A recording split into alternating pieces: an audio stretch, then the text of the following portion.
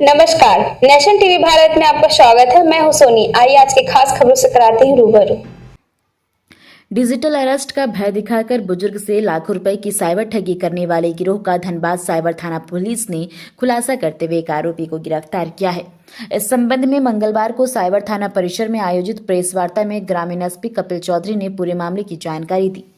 ग्रामीण एसपी ने बताया कि 8 जनवरी 2026 को टुंडी थाना क्षेत्र अंतर्गत रतनपुर निवासी 73 वर्षीय सेबेस्टियन हीरो ने साइबर थाना में शिकायत दर्ज कराई थी। पीड़ित के अनुसार अज्ञात साइबर अपराधियों ने व्हाट्सएप वीडियो कॉल के माध्यम से खुद को ईडी और सीबीआई अधिकारी बताते हुए मनी लॉन्ड्रिंग मामले में फंसाने की धमकी दी। अपराधियों ने बुजुर्ग को तथाकथित डिजिटल अरेस्ट का डर दिखाकर मानसिक दबाव बनाया और जांच से बचने के नाम पर 10 से 50 हजार रुपए विभिन्न फर्जी खातों में ट्रांसफर करवा लिया। मामले की गंभीरता को देखते हुए वरीय पुलिस अधीक्षक धनबाद के निर्देश पर साइबर थाना प्रभारी रविकांत प्रसाद के नेतृत्व में एक विशेष जांच टीम यानी कि एसआईटी का गठन किया गया। टीम ने तकनीकी विश्लेषण, बैंक ट्रांजैक्शन, मोबाइल लोकेशन और डिजिटल साक्ष्यों के आधार पर जांच आगे बढ़ाई। जांच के क्रम में पुलिस ने भोपाल यानी कि मध्य प्रदेश से इस कांड में प्राथमिकी अभियुक्त अरुण हरियवार को गिरफ्तार किया है। पुलिस अनुसंधान में यह तथ्य सामने आया कि आरोपी ने फर्जी दस्तावेजों के आधार पर एक कंपनी के नाम से करंट अकाउंट तथा अपने नाम से बचत खाता खुलवाया था। ठगी के रकम में से 5,50,000 रुपए उनके खातों में ट्रांसफर किए गए थे, जिनमें से 5 लाख रुपए चेक के माध्यम से निकालकर अपने अन्य सहयोगियों में बांट दिए गए। गिरफ्तार आरोपी के पास से पुलिस ने एक मोबाइल फोन और 2 सिम कार्ड बरामद किया है, जिनका इस्तेमाल साइबर ठगी में किया जा रहा था। पुलिस ने इस गिरोह से जुड़े अन्य अपराधियों की पहचान और गिरफ्तारी में जुटी है। उसको सीबीआई और ईडी के अधिकारी बताकर उससे ठगी कर ली गई थी और इसमें उससे 10.5 लाख रुपए की ठगी की गई और डिजिटल अरेस्ट के टाइम में उसको लगभग 2 दिन तक डिजिटल अरेस्ट करके रखा गया और उनको पूरी तरह से विश्वास हो गया था कि भाई ईडी और सीबीआई के लोगों ने उनको अरेस्ट कर लिया। जिसके पश्चात जब उनके एक बैंक अकाउंट से सारी राशि खत्म हो गई, उसके पश्चात जब उनको लगा कि फिर भी ये लोग परेशान कर रहे हैं, फिर वो फाइनली थाने आके उन्होंने अपनी शिकायत रजिस्टर की। सबसे पहले वो सीनियर एसपी सर के ऑफिस में गए, वहां से सर के द्वारा उनको यहाँ पे आने के लिए बुला गया। जिसके पश्चात तत्काल प्राथमिकी दर्ज करके 8 तारीख को उनकी प्राथमिकी दर्ज की गई और मामले की गंभीरता को देखते हुए एक एसआईटी का गठन किया गया थाना प्रभारी की अध्यक्षता में।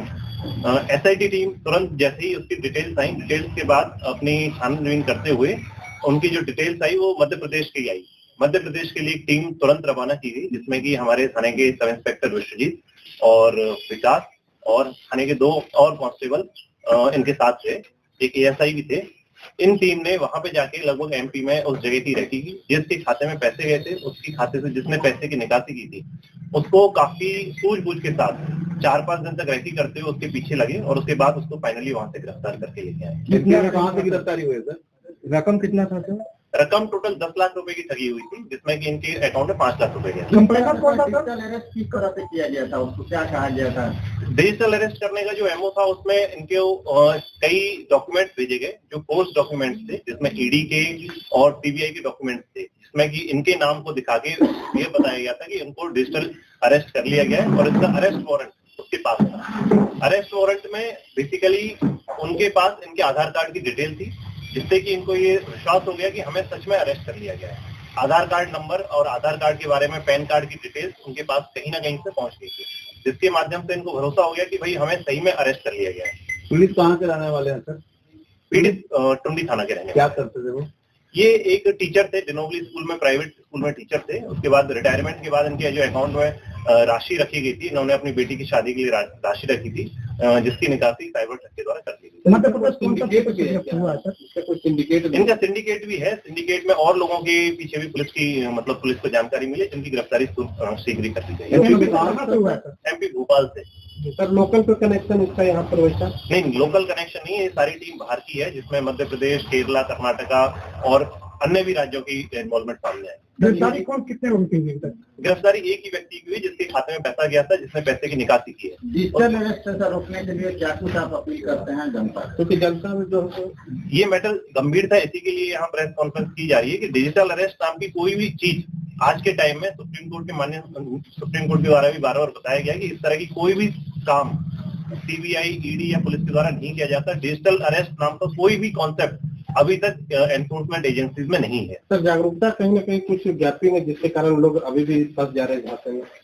हाँ, क्योंकि कुछ इन्फॉर्मेशन बेसिकली फंसाने के लिए उनके पास कुछ ना कुछ आपकी ऐसी इन्फॉर्मेशन है जिससे लगता है कि ये सच में लीगल एजेंसीज के पास ही हो सकती है, जिससे कि भरोसा हो जाता है। इसलिए सभी व्यक्तियों से अपील है कि किसी भी प्रकार की अगर कोई व्यक्ति आपको बोलता है कि आपकी ये जानकारी ये लीक हो गई है या इस प्रकार से आपको अरेस्ट कर लिया गया है, आप घर से नहीं निकल सकते। घर से निकलेंगे तो पुलिस आपको अरेस्ट कर लेगी और पुलिस का नाम नहीं लेते, ये लोग ईडी या सीबीआई का नाम लेते हैं। इस तरह की कोई भी एजेंसी आपको डिजिटली अरेस्ट नहीं कर सकती है। सर पैसे की रिकवरी भी हुआ है क्या? नहीं, पैसे की रिकवरी इनके पास से जो इनको माननीय न्यायालय में भेजा जाएगा उसके बाद जो पश्चात कार्रवाई की जाएगी।